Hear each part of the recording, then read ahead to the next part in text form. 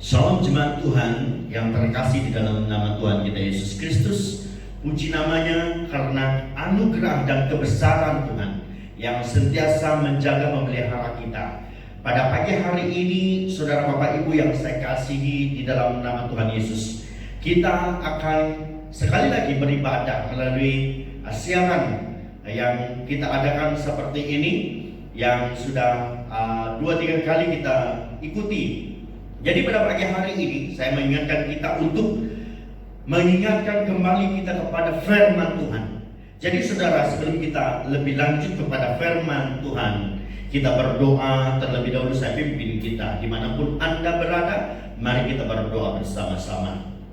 Bapa dalam kerajaan sorga, Bapa yang kami kenal dalam nama Tuhan Yesus, terpujilah namamu kekal selamanya di bumi dan di sorga. Pada saat pagi hari ini Tuhan, sekali lagi kami datang kepadamu, menyerahkan seluruh ibadah kami, supaya Tuhan memberkati kami dimanapun tempat kami berada. Tuhan, Engkau Allah yang akan menyertai dan melindungi kami, sehingga kami sentiasa punya kekuatan dan kami sentiasa dipimpin di dalam kami menjalani hidup ini. Tuhan, kami berdoa Bapa, menyerahkan setiap firman Tuhan yang akan kami dengarkan pada pagi hari ini, biar menjadi berkat dan kekuatan bagi tubuh kami, agar kami sentiasa diberkati Tuhan, dan hidup kami terus diperkuatkan.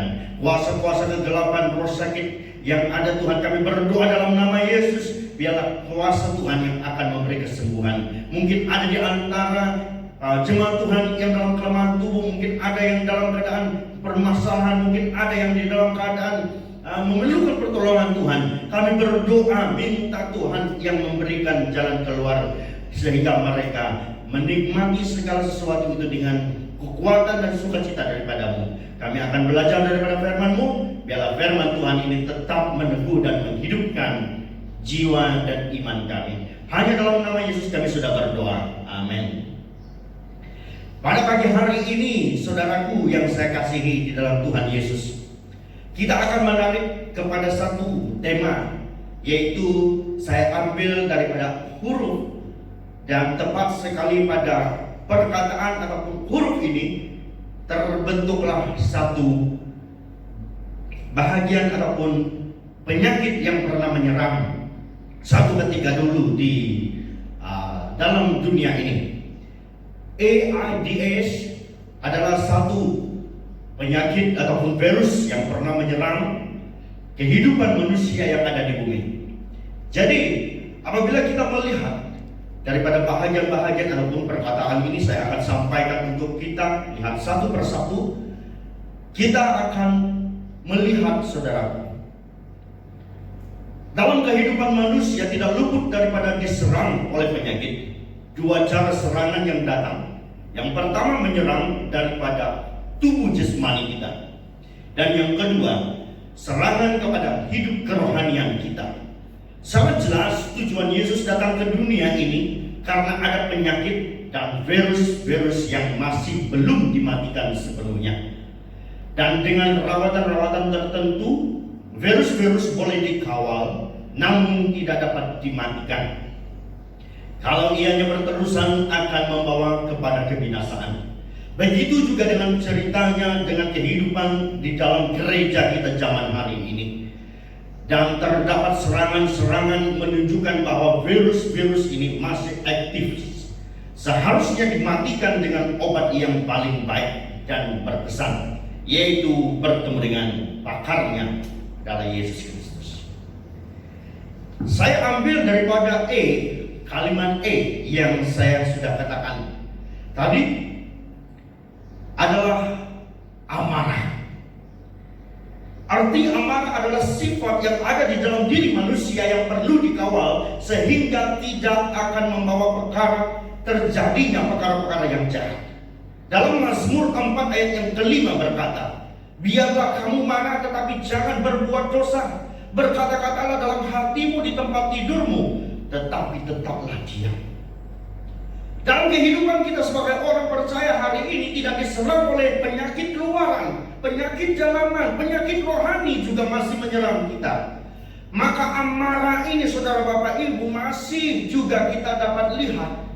Kemungkinan kita sudah duduk begitu lama di dalam rumah kita, duduk begitu lama bertemu dengan keluarga kita. Mungkin pada masa 2-3 hari yang lalu kita sudah merasa ada sesuatu yang berubah. Maka dengan itu kemarahan-kemarahan kemunculan yang membuat kita merasa diri kita seharusnya mengawal daripada keadaan-keadaan ini.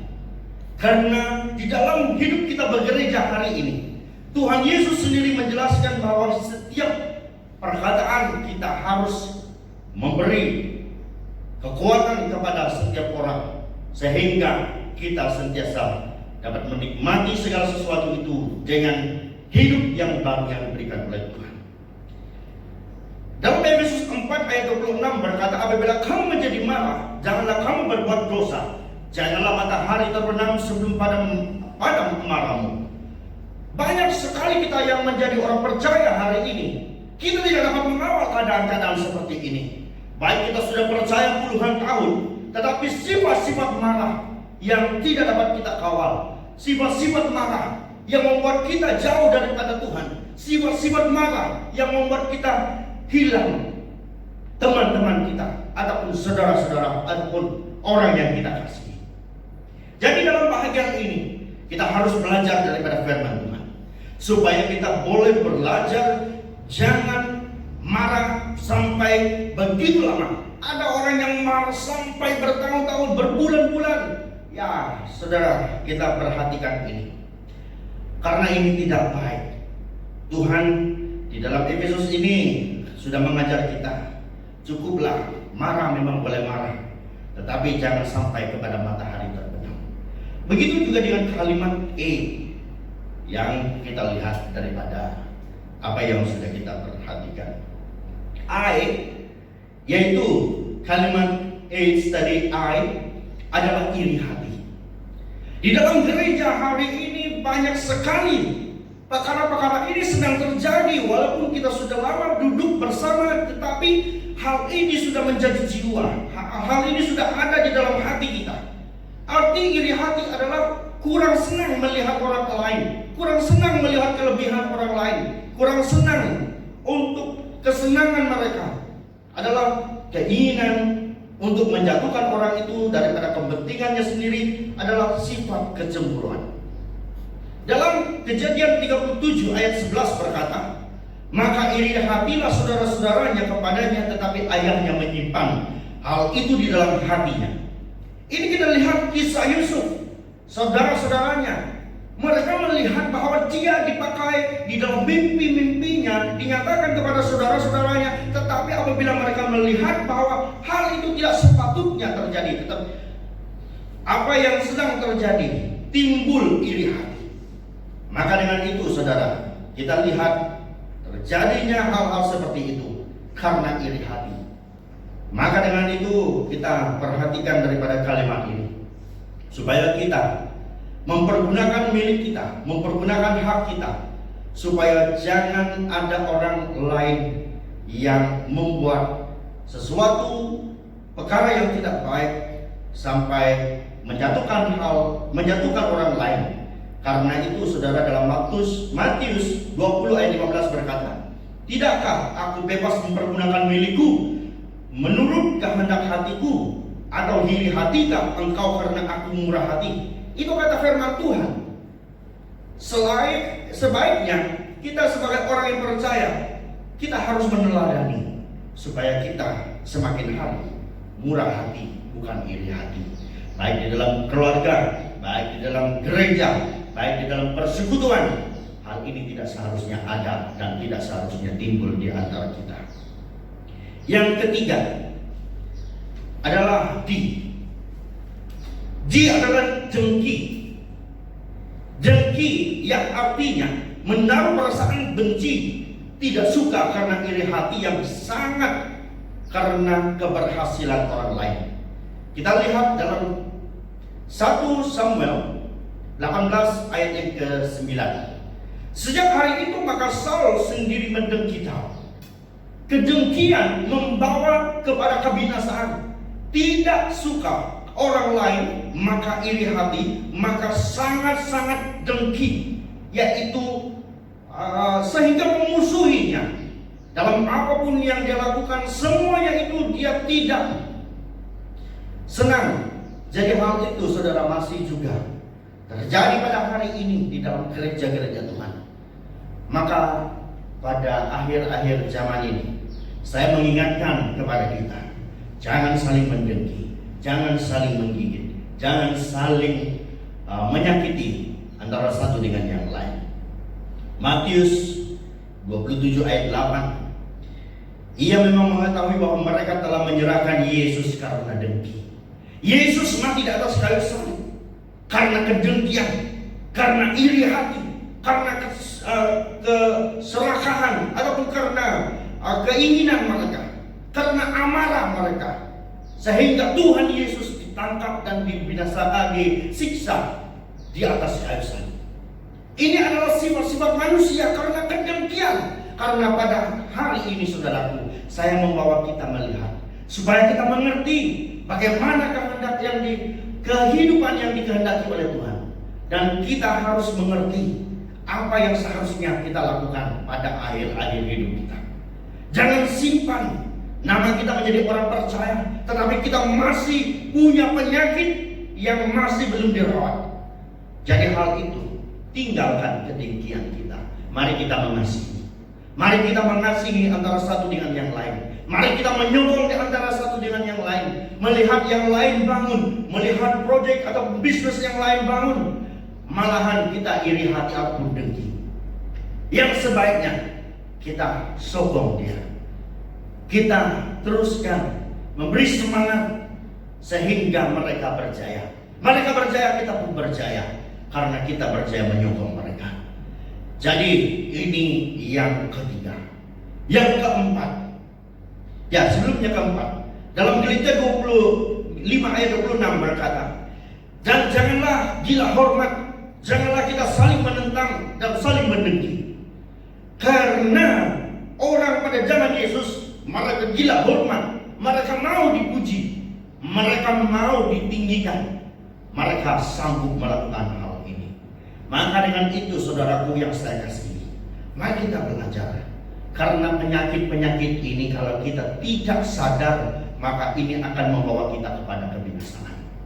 Gereja-gereja yang ada pada hari ini, kalau kita saling mendengki, kalau kita saling iri hati di antara satu dengan yang lain, kalau kita selalu amarah kita terhadap satu dengan yang lain, sampai bila pun kita tidak akan dapat menikmati harta yang percuma yang Tuhan sediakan bagi kita.